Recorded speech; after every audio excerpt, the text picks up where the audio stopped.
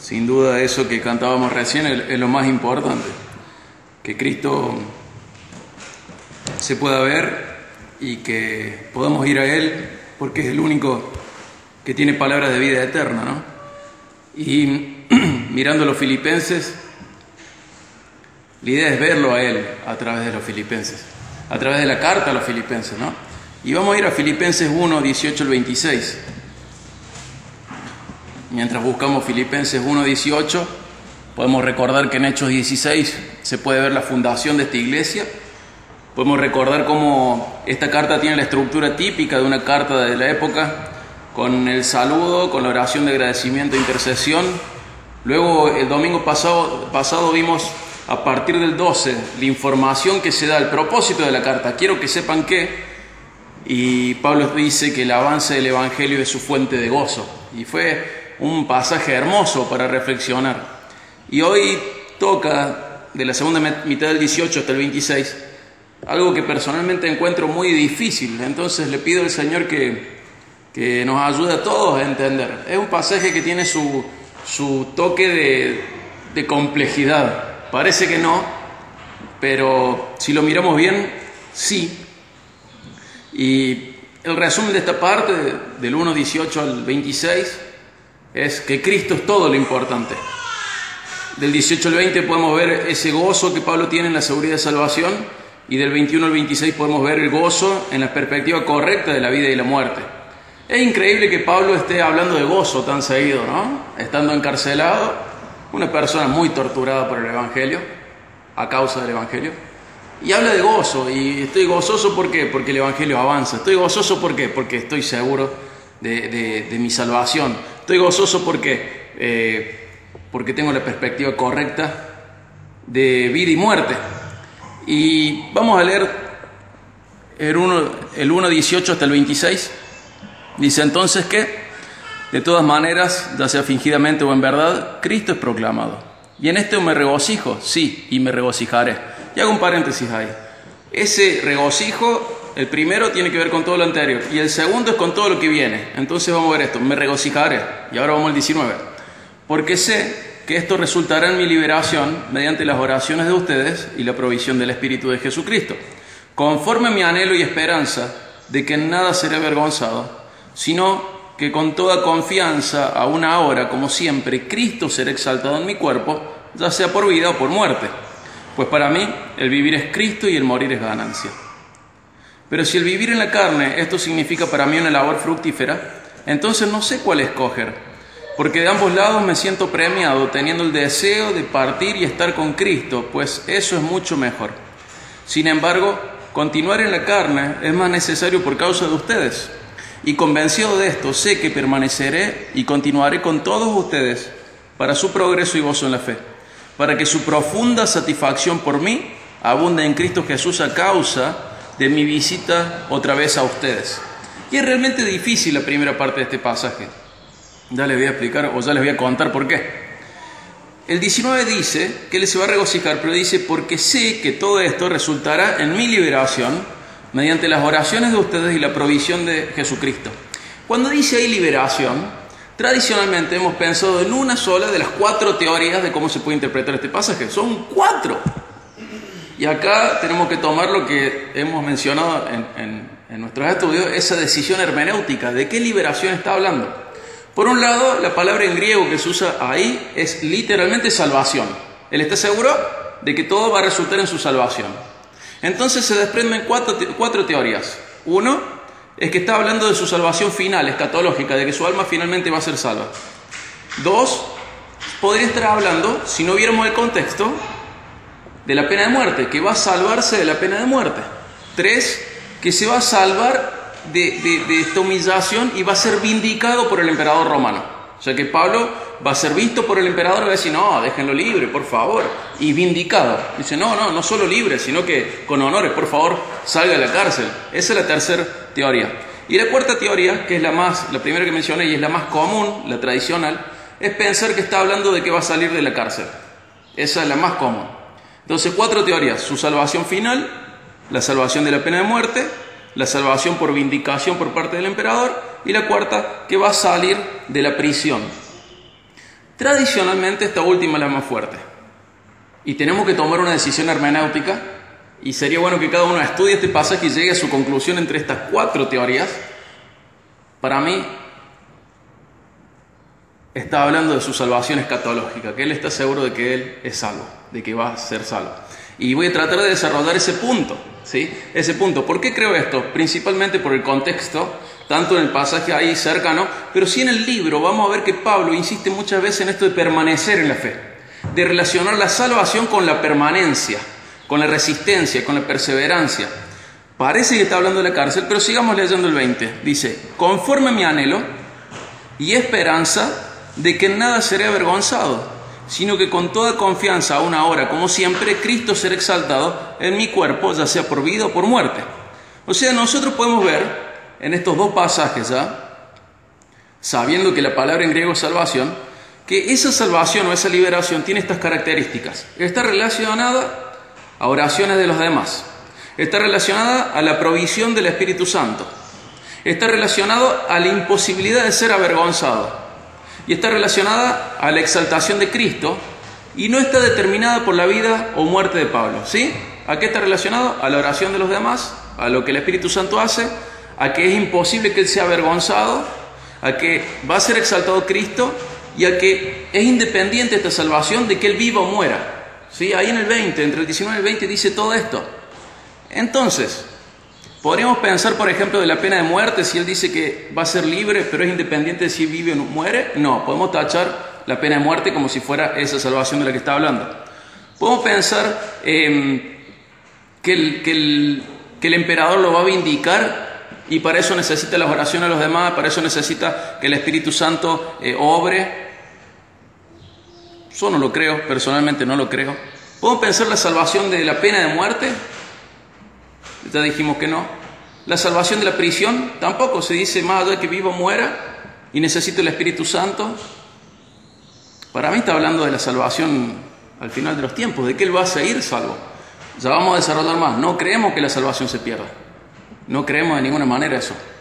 Pero sí creemos que perdemos de vista muchas veces esto de permanecer en la fe. Creyendo que no se pierde, a veces perdemos de vista que hay que permanecer en la salvación, en la fe. Entonces, personalmente, teniendo en cuenta las características de esta salvación, ligada a oraciones de los demás, ligada a la provisión del Espíritu Santo, ligada a la imposibilidad de ser avergonzado, que está relacionado a otros pasajes del Antiguo Testamento y del Nuevo, que tienen que ver con la salvación final, ligada a la exaltación de Cristo, e independiente de la vida o muerte de Pablo, tiendo a creer que está hablando de la salvación de su alma. Para esta salvación es necesario permanecer en Cristo. En otros lugares, Pablo pide oración por otras cosas. Acá está gozoso porque oran por él, está gozoso porque tiene el Espíritu Santo, está gozoso por su salvación y porque gracias a las oraciones y la provisión de Dios, él va a permanecer en la fe. Él en otras cartas pide oración, por ejemplo, por esto: que lo libre de todo peligro, que su tarea apostólica avance a pesar de los obstáculos, que pueda proclamar el Evangelio de una manera clara y valiente. Pero los filipenses en particular, entiendo que les pide y les agradece por estas oraciones, de que él permanezca en la fe. En otros lugares él ora por la salvación y por la santificación de otros. Está en Corintios, está en Efesios, en Filipenses, en Colosenses, en Segunda de Tesalonicenses. Pero como toda la carta está girando hacia la humildad que hacía falta para que esta iglesia esté unida, hacia la humildad que hace falta para seguir el ejemplo de Cristo, como todo está girando hacia ese lado, es muy probable, que es lo que creo, que Pablo está haciendo un ejercicio de humildad. Está agradeciendo porque oran para que él permanezca en la fe. Está agradeciendo y entendiendo de que es necesario que otros oren por él para que permanezca en la fe. Él no dice: yo soy Pablo, no oren por mí porque yo seguro que voy al cielo. La tengo comprada, ¿sabes? Mira todo mi ministerio, mira todas las cosas que hice, mira mi currículum. No sabes todas las aventuras que tengo con Jesús. Aventuras misioneras, aventuras espirituales, todas las experiencias que tengo. Él, por lo que entiendo, está haciendo un ejercicio de humildad, agradeciendo y entendiendo que él permanece en la fe porque otros oran por él y porque el Espíritu Santo lo ayuda. Estamos hablando de Pablo, gran cristiano, ¿verdad? Y él está pensando que él permanece en la fe porque otros oran por él. ¿Alguna vez hemos pensado esto? ¿Alguna vez hemos pensado de esta manera? Es un ejercicio de humildad esto. Para permanecer en Cristo tenemos que comprender que es bueno que oren por nosotros y es necesario que el Espíritu Santo, como él lo menciona ahí, el Espíritu de Jesucristo, nos ayude. Y es muy loco que nosotros, con mucha menos evidencia de nuestra salvación que la que tenía Pablo, estemos tan seguros de la nuestra. Para mí es una locura. Pablo, lleno de evidencia de su salvación, está pensando en que él permanece gracias a las oraciones de los demás. Y nosotros, con mucha menos evidencia de nuestra salvación, ya estamos tan seguros que nunca pensaríamos que necesitamos las oraciones de los otros. Nunca pensaríamos de esa manera. Y esto más que nada es una manifestación de orgullo, porque nos apoyamos generalmente en experiencias del pasado para validar nuestra salvación. Y nunca se nos ocurriría pedir, en el ambiente, en el contexto en el que estamos, que otro ore por nosotros para que permanezcamos en la fe. ¿Por qué es importante permanecer en la fe?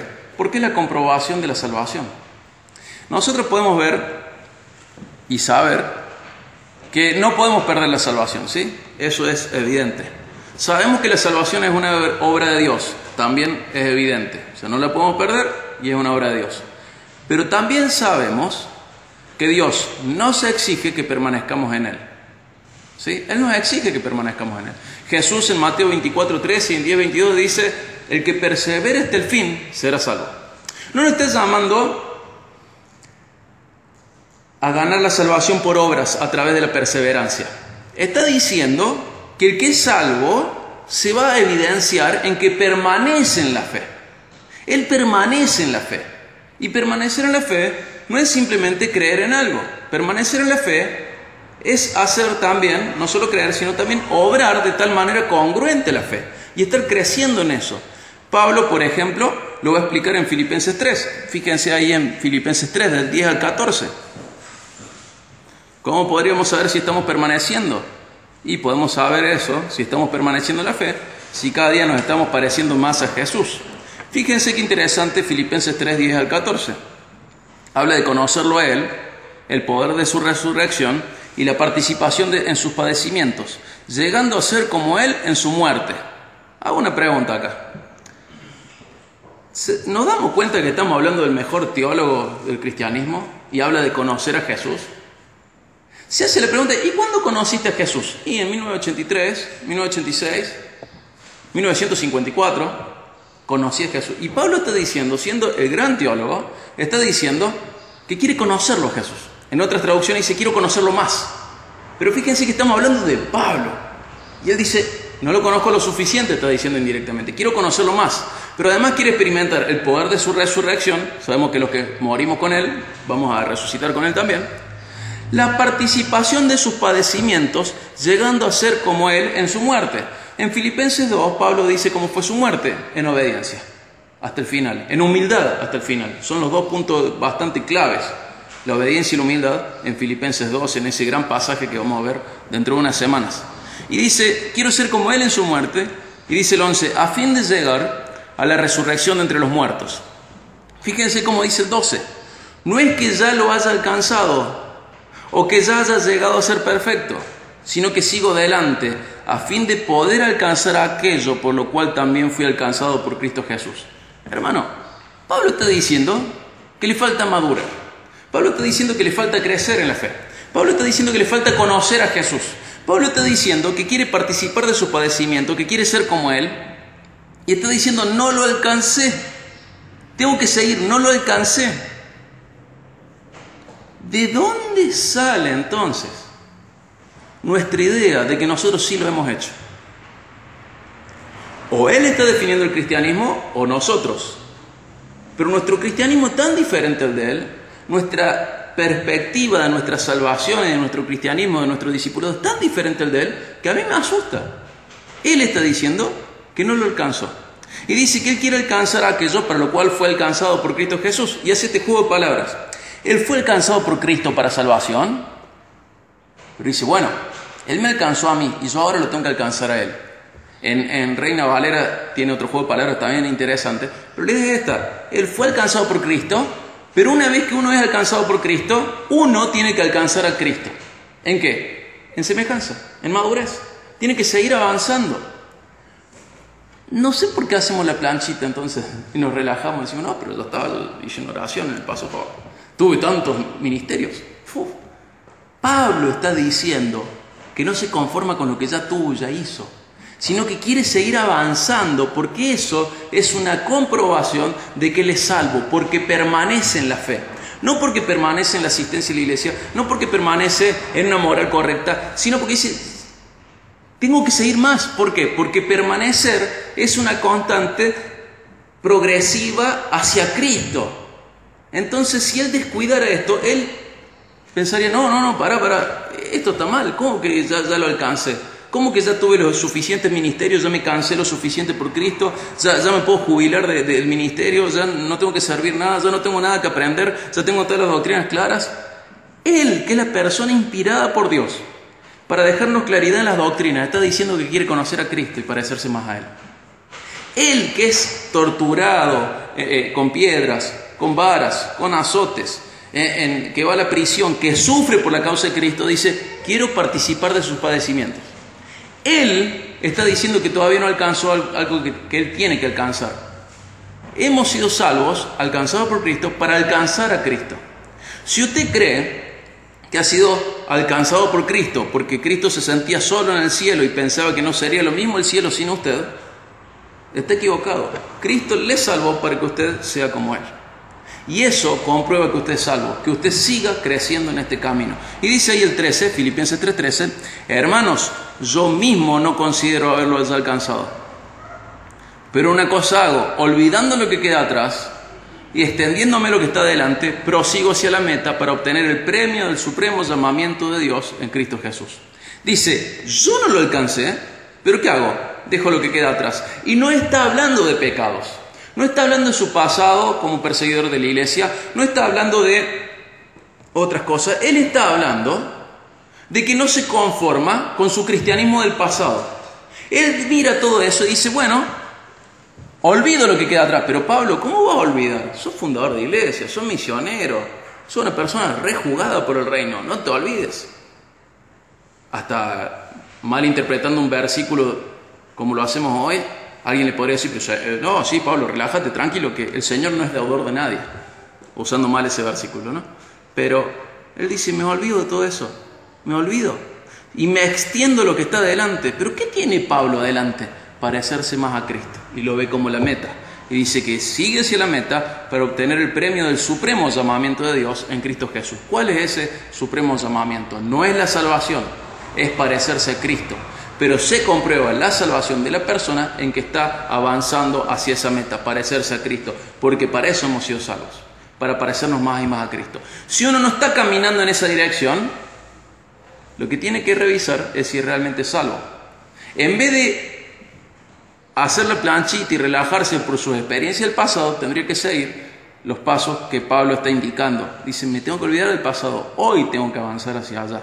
Pablo entiende que la manifestación de su salvación es su permanencia en Dios. ¿Y cómo ve esa manifestación? En que sigue avanzando para parecerse más y más a Cristo. Apóstol, misionero, fundador de iglesias, teólogo, no queda satisfecho por las pruebas de su fe, por lo que ya tuvo, sino que tiene el deseo de seguir teniendo esas comprobaciones durante toda su vida. Los salvos son los que perseveran. Jesús, recordemos, dice, el que persevera hasta el fin, ese es salvo. Los salvos perseveran. Y nadie debería estar relajado en esto, ni creyendo en su salvación por alguna experiencia del pasado, sino por la perseverancia, permanencia y constancia en Cristo. ¿Y cómo se ve esto? Insisto, en que se busca imitar más y más a Cristo. Más allá de la moral, se lo busca imitar con el propósito de vida de Cristo. Extender el Evangelio, dar a conocer a Dios, mostrar el camino de salvación. Más allá de la moral, me porto bien, no fumo, no tomo, no robo, sí, pero estás dando a conocer a Dios, porque el propósito de su venida tiene que ver con eso. Y lo que Pablo está buscando es eso, no solo crecer en una moral correcta, sino decir, bueno, el mismo propósito, los mismos sufrimientos, quiero conocerlo más, quiero ser más parecido a Él. Y nosotros tenemos la parábola del sembrador. y hasta hace poquito yo pensaba que los dos últimos terrenos eran los salvos y los dos primeros no. Y luego estudiándolo más, tuve que aprender que en realidad el salvo es el del último terreno. Recordemos los 4 terrenos, ¿se los acuerdan los terrenos? Están en Marcos 13, Mateo 13, Marcos 4 y Lucas 8. Primer terreno de la parábola del sembrador, ¿quién lo recuerda? Camino. Segundo, piedras. Tercero, espinos. Y cuarto, la buena tierra.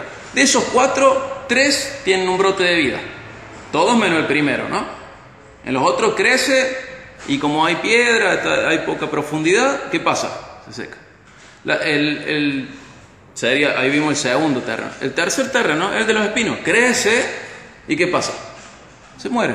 Y dice que se ve ahogada esa planta. ¿Por qué? ¿Se acuerdan? Por las preocupaciones de la vida, por los deleites del mundo, por las cosas que al mundo le gustan. Entonces crece, pero queda ahogado por las cosas de la vida. Y yo siempre pensé que ese era todos nosotros. Pero cuando veo el cristianismo definido según Pablo, y veo y entiendo más esta parábola, ese no es salvo. No es salvo. Porque es como que Dios, al hacer una obra en la persona y comenzar esa buena obra que va a ser fiel en completarla, de golpe queda totalmente debilitado por los deleites de la vida, por las preocupaciones de este mundo. No podemos entender eso.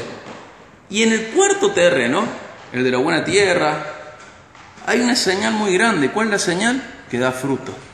En 3 de los 4 hay respuesta, pero en uno solo hay fruto.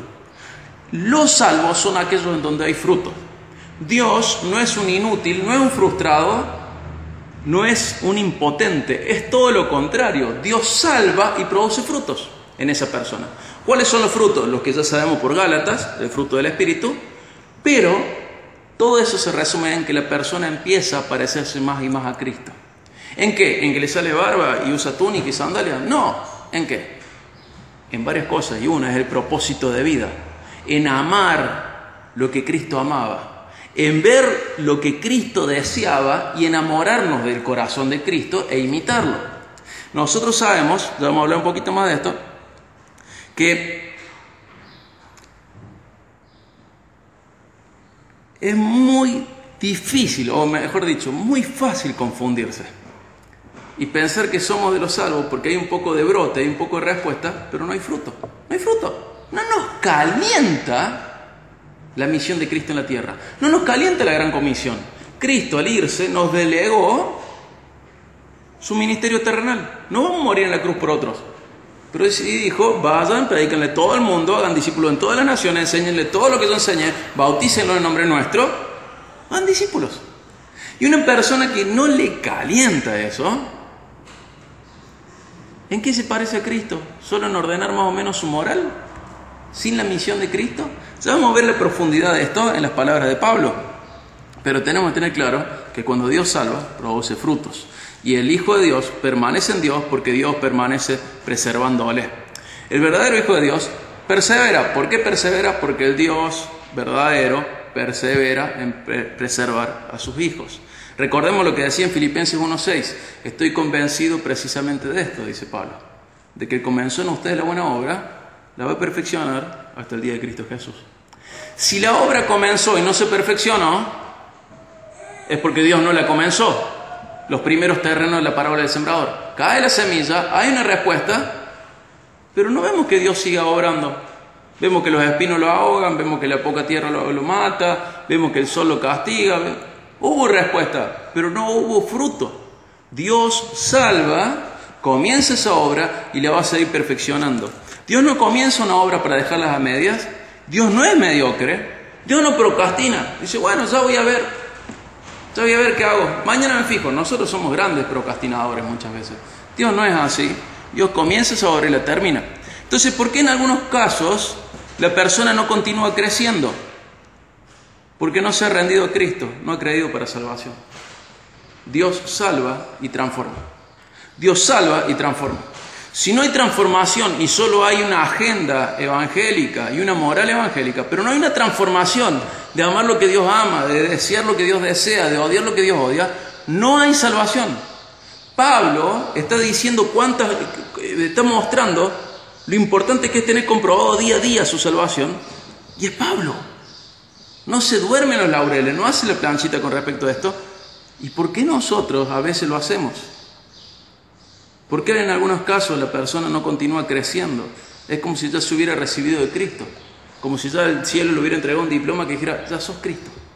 Y dice, voy a orar por aquel a ver si maduro un poco. ¿Y nosotros? ¿Cómo puede ser que el 2020 nos agarre igual que el 2015? Tenemos que ser diferentes ya, porque vamos hacia Cristo. Y en 1 Juan 2:19 tiene unas palabras muy fuertes. Y dice, ellos salieron de nosotros, pero en realidad no eran de nosotros. Porque si hubieran sido de nosotros, habrían permanecido con nosotros. Pero salieron a fin de que se manifestara que no todos son de nosotros. Y vuelve a mostrar que la permanencia es fundamental para reconocer la salvación de la persona. Fíjense Filipenses 1:20, volvemos al texto principal.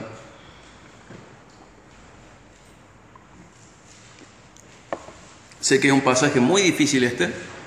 Tiene todo el derecho para elegir una de las 4 posiciones de interpretación. Yo estoy tratando de argumentar a favor de la que considero correcta. Dice el 20. Conforme a mi anhelo y esperanza de que en nada será avergonzado, sino que con toda confianza, aún ahora como siempre, Cristo será exaltado en mi cuerpo, ya sea por vida o por muerte. Entonces vemos de que él está contento porque no va a ser avergonzado. Lo hace también en referencia a Romanos 5:5 que leyó Tomás hace un ratito. Esta esperanza que va a tener su plenitud y no va a haber vergüenza para él. Job también menciona esto y tiene que ver con la salvación final. Dice que va a seguir actuando con valor por Cristo como en el pasado, ¿vieron? Dice, con toda confianza, aún ahora como siempre, Cristo será exaltado en mi cuerpo. Pablo está mostrando una permanencia de algo en su vida, que Cristo sea exaltado, así como en el pasado, en el presente y en el futuro. Que su vida va a dar honor a Cristo, sea que él viva o que muera. Y por todas estas razones, él seguirá gozándose. Por todas estas razones, termina el 18 diciendo, me regocijaré. ¿Por qué? Porque él va a continuar comprobando su salvación. Y de esa manera no va a ser avergonzado, va a actuar con valor por Cristo como el pasado. No hay estancamiento en su vida. Y su vida dará honor a Cristo, sea que viva o muera. Y seguimos al 21 y el 26. Y podemos ver, acá en donde vamos a estar todos de acuerdo, el gozo en la perspectiva correcta. Dice, pues para mí el vivir es Cristo y el morir es ganancia. Pero si el vivir en la carne, esto significa para mí una labor fructífera, entonces no sé cuál escoger. Porque de ambos lados me siento premiado teniendo el deseo de partir y estar con Cristo, pues eso es mucho mejor. Sin embargo, continuar en la carne es más necesario por causa de ustedes. Y convencido de esto, sé que permaneceré y continuaré con todos ustedes para su progreso y gozo en la fe, para que su profunda satisfacción por mí abunde en Cristo Jesús a causa de mi visita otra vez. Esto es terrible lo que dice Pablo. Si lo leemos en Nueva Traducción Viviente nos queda un poquito más claro. Pero Pablo está diciendo, miren, el vivir para mí es Cristo. El morir para mí es ganancia. Pero si yo viviendo me quedo, o sea, si yo sigo en la carne, si yo quedo acá, yo los puedo bendecir más a ustedes. Pero si muero, me voy al cielo con Cristo. Y estoy entre estas dos cosas. Quiero ir al cielo, quiero morir porque ahí está mi ganancia. Mi ganancia, mi tesoro está en morir. Fíjense qué perspectiva de la muerte. Mi deseo, mi tesoro está en morir para estar con Cristo y estar más cerca de Él y conocerle más y ser glorificado. Pero yo sé que si me quedo, me voy a parecer más a Jesús, porque los voy a bendecir a ustedes espiritualmente. Yo sé que si me quedo, puedo seguir mostrándoles al Padre, puedo seguir mostrándoles a Cristo. Yo sé que si me quedo, puedo seguir expresando a Dios entre ustedes. Entonces estoy entre dos cosas muy difíciles: estar con Cristo o bendecirlos a ustedes. Y acá vemos la transformación de Pablo. Él está dispuesto a posponer la gloria de sí mismo, la glorificación que vamos a recibir los creyentes, con tal de seguir en la gran comisión. ¿Quién pospuso su gloria para estar en la gran comisión? Cristo mismo. Vemos la transformación de la mente de Pablo, es decir, quiero estar en el cielo, hablo del cielo a todo el mundo, le hablo a través de la salvación a todo el mundo, todo el tiempo en mis prisiones, en esto, en lo otro, Cristo, Cristo, Cristo, Cristo, Cristo. Pero tengo una decisión difícil que tomar, no sé si desear más la muerte para estar con Cristo o desear más quedarme vivo para poder bendecir a otros y hacer el ministerio de Cristo en la tierra. Y dice, si quedo vivo, está bueno también. Y él llega a ser tan semejante en esto a su Salvador que prefiere posponer su glorificación para poder seguir en la comisión que el Padre le dio a Cristo y Cristo a todos nosotros, mostrar a Dios en la tierra. ¿Se dan cuenta del peso de esto? Él está poniendo el cielo por un lado y el ministerio por otro. Y dice, prefiero que el cielo espere para tener más tiempo en el ministerio. Porque es lo que hizo Cristo. Nosotros hacemos la planchita y no es que dejamos de lado el cielo. Dejamos de lado la siesta a veces. Y ya nos creemos súper recontra, mega, archi garantizados en la salvación. Reparecidos a Cristo. No dejamos, él está diciendo que está dispuesto a dejar de lado el cielo por un tiempo con tal de estar en el ministerio. Y nosotros no dejamos, no sé qué dejamos por el ministerio. ¿Dejamos algo por el ministerio? Esto es semejanza a Cristo. Un corazón, una mente transformada a un nivel que Pablo está poniendo a un lado del cielo, la glorificación, y del otro lado el ministerio, y dice, mejor elijo el ministerio, porque de esta manera puedo mostrar la salvación a otros. Es lo que Cristo hizo, dejar de lado su glorificación durante un tiempo para poder mostrar la salvación a otros. Es una locura, es una locura. En Gálatas 2:20 dice, con Cristo he sido crucificado, ya no soy yo el que vive, sino que Cristo vive en mí. Y la vida que ahora vivo en la carne, la vivo por la fe en el Hijo de Dios, el cual me amó y se entregó a sí mismo por mí.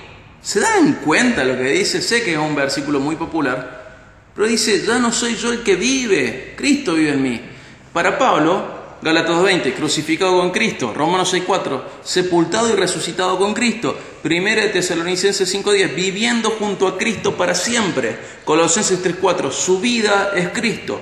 Para Pablo y para cualquier cristiano maduro, Cristo no es lo más importante de su vida, sino que es su misma vida. Su existencia encuentra propósito en Cristo. Y cuando está ese propósito, cuando la persona comprende el sentido de su existencia, el propósito por el cual vive, que entiende que no es para hacerse más rico, que entiende que no es para hacerse la vida más cómoda, que entiende que es para ser como Cristo, y en esto decimos mostrar a Dios en la tierra, que entiende eso, Cristo es su vida. No es lo más importante, no es el invitado de honor, es su vida. Pablo lo entendió muy bien y entiende que su existencia encuentra significado solo en Cristo. Crucificado con Él, sepultado con Él, resucitado con Él, viviendo junto a Él por siempre, su vida es Cristo. Y la manifestación de esta vida, de que la vida de alguien es Cristo, es que da fruto para Cristo. ¿Y cuándo da fruto para Cristo? Cuando permanece. Recordemos Juan 15, ¿se acuerdan? El que permanece en mí y yo en Él, ese da fruto. Y en esto he glorificado a mi Padre, en que den mucho fruto, y así prueben de que son mis discípulos. Jesús en Juan 15 le dice, mira, vos podés creerte mi discípulo porque te acercas a mí, porque comes conmigo, porque te acercas por esto, ¿verdad? Pero ¿sabes en qué comprobás que son mis discípulos? En que da fruto. ¿Y cuándo da fruto? Porque permaneces en mí. Si no da fruto es porque no permaneció en Cristo. Y si no permaneció en Cristo, el destino es terrible. Echado fuera como un sarmiento y se seca y los recogen, los echan al fuego y se queman. La permanencia en Cristo está ligada a dar frutos, los de Cristo. Y en esto comprobamos nuestra salvación. No una experiencia del pasado. Olvido lo pasado y prosigo la meta. Permanecer en parecerme, en crecer, en ser más como Cristo. Dejando de lado lo que el mundo ve como ganancia para ver lo que Cristo veía como ganancia. Mostrar a Dios en la tierra. Entonces Pablo... Yo no me animaría a decir, no sé si sos salvo, Pablo. Si vemos la transformación que tiene, que está dispuesto a dejar por un tiempo la glorificación con tal de parecerse más a Cristo en la tierra. Es porque es una persona que fue transformada. Es una persona que dice, el vivir es Cristo, el morir es ganancia. Mientras estén al revés nuestras perspectivas, yo creo que tenemos todo el... No es el derecho, pero sí es...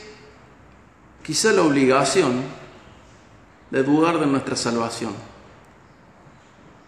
Si el vivir es ganancia y no el morir, si el vivir soy yo y no es Cristo, no es porque Dios es débil, no es porque la semilla era mala, no es porque faltó crecimiento o interés de Dios, sino porque quizás yo soy uno de los 3 terrenos que no son símbolo de la persona que es salva.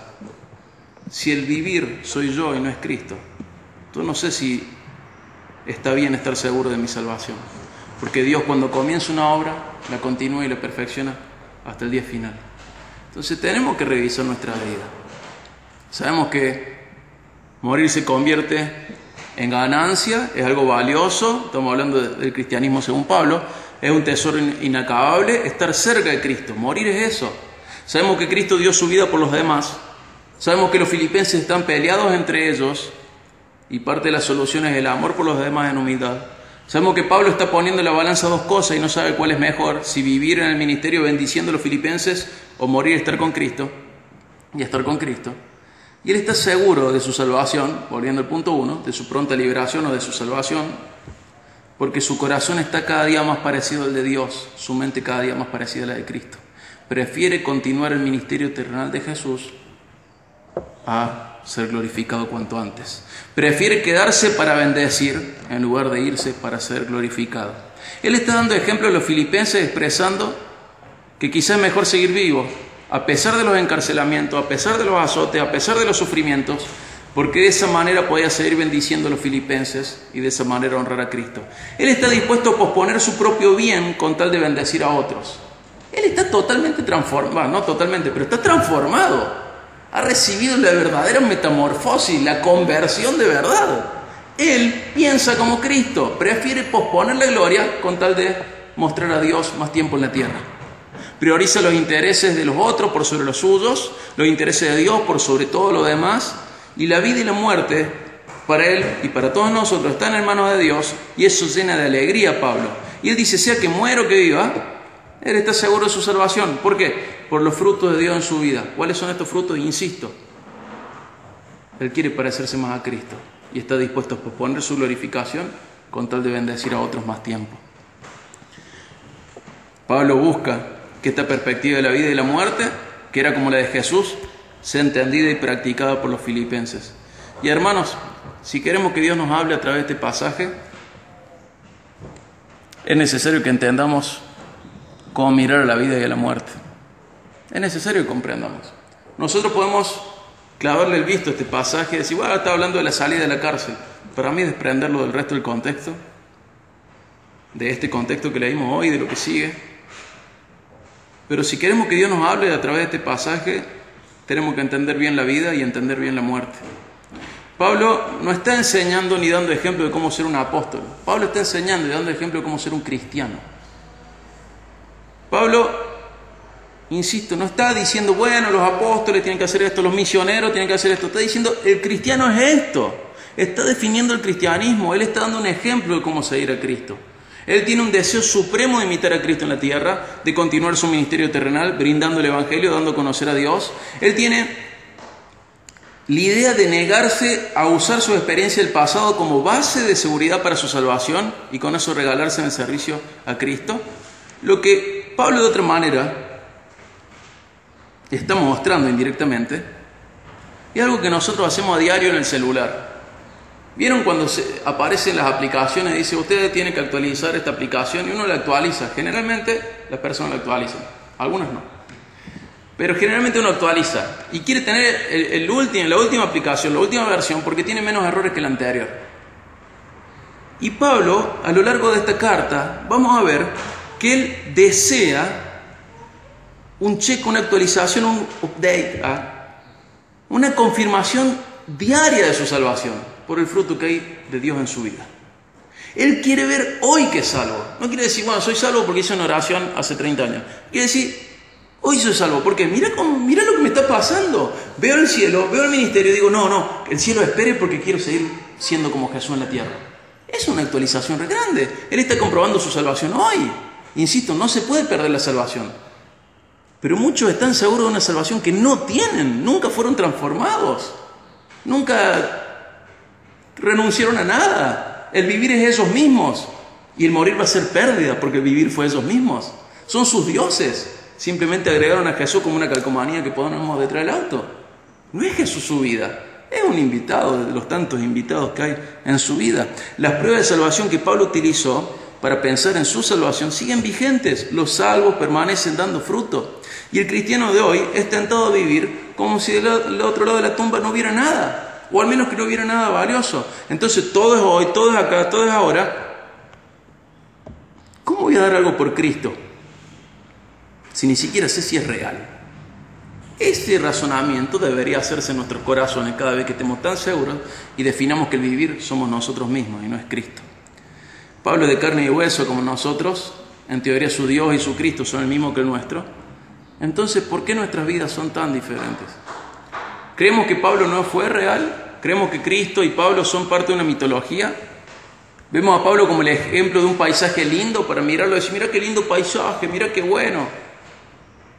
¿No estamos viendo que Él nos da el ejemplo de vida de un cristiano, de cómo seguir a Cristo? ¿No lo estamos viendo así a Pablo? ¿Lo estamos viendo como un poema, una poesía? ¿Y no lo estamos viendo como un ejemplo de vida, de cómo seguir a Cristo? ¿Arriesgamos poco por Cristo porque no estamos seguros de la inversión? ¿Desconfiamos de la palabra de Dios? Yo creo que tenemos muchas cosas que revisar en nuestras vidas. Y en esta cultura en la que confundimos deseos con derechos, validamos bastante el egoísmo y el egocentrismo. Lo validamos bastante, lo justificamos bastante. Y eso, tanto egoísmo y egocentrismo, mutan y tienen otra forma: autonomía, autosuficiencia. Y Pablo da ejemplo también en dirección contraria, en la dirección de la humildad. ¿Pedís oración por tu vida? ¿Le pedís a otros que vos puedas comprobar tu salvación en el día a día? ¿O estás tan seguro que nunca se te ocurriría pedirle a otro que ore por vos en esto? ¿Pedís oración a otros para que vos puedas confirmar tu fe, para permanecer en la fe? ¿Orás por la salvación de otros para que permanezcan en Cristo? ¿Cuáles son tus peticiones más frecuentes? ¿Por qué cosas oras más? Generalmente por economía, ¿verdad? Oramos más por economía que por estar seguros de nuestra salvación. Por comprobar hoy y descartar la idea de que en el pasado hayamos sido víctimas de nuestro corazón y no hayamos recibido a Cristo, sino que solamente nos hayamos emocionado. Por otro lado, además de la humildad, la entrega. ¿Tu corazón está tan transformado que preferirías el ministerio de Cristo bendiciendo a los demás, posponiendo la gloria que da Cristo? ¿Qué cosas cambiarían en tu agenda si Jesús fuera el editor de ellas? ¿El vivir es Cristo o el vivir sos vos? Y vemos en esta carta que el libro se va a seguir desarrollando, la carta se va a seguir desarrollando y va a profundizar más y más en el ejemplo de Cristo, entregándose por otros. El capítulo que sigue tiene el centro en eso. Y algo que podemos ver hoy, algo que podemos hacer, es orar por los demás y dejar que Dios nos incomode con estos pasajes. Que Dios lo haga. Dios comenzó la obra de formar a Jesús en nosotros. Y en los que Él salvó, realmente salvó, esa obra va a continuar. No se puso Dios a dormir la siesta, esa obra continúa. Estaríamos amando y sirviendo a los otros de esta manera, amando y sirviendo a los demás de la manera correcta, la de Cristo, como Cristo lo hace por nosotros, si nosotros somos realmente salvos. No estemos tan seguros de nuestra salvación por una experiencia del pasado. Revisemos nuestra vida. ¿Estamos camino a esta transformación, dejando lo que está pasado, dejándolo atrás, olvidándolo? ¿Estamos llegando a esta transformación hacia Cristo? ¿O nos hemos relajado en este camino, hermano? Tenemos que revisar esto. No es malo revisar estas cosas, es bueno. Y Pablo estaba agradecido porque él podía comprobar todos los días su salvación. ¿Sí? Crezcamos en humildad, crezcamos en entrega, crezcamos en parecido a Cristo. Vamos a orar para finalizar.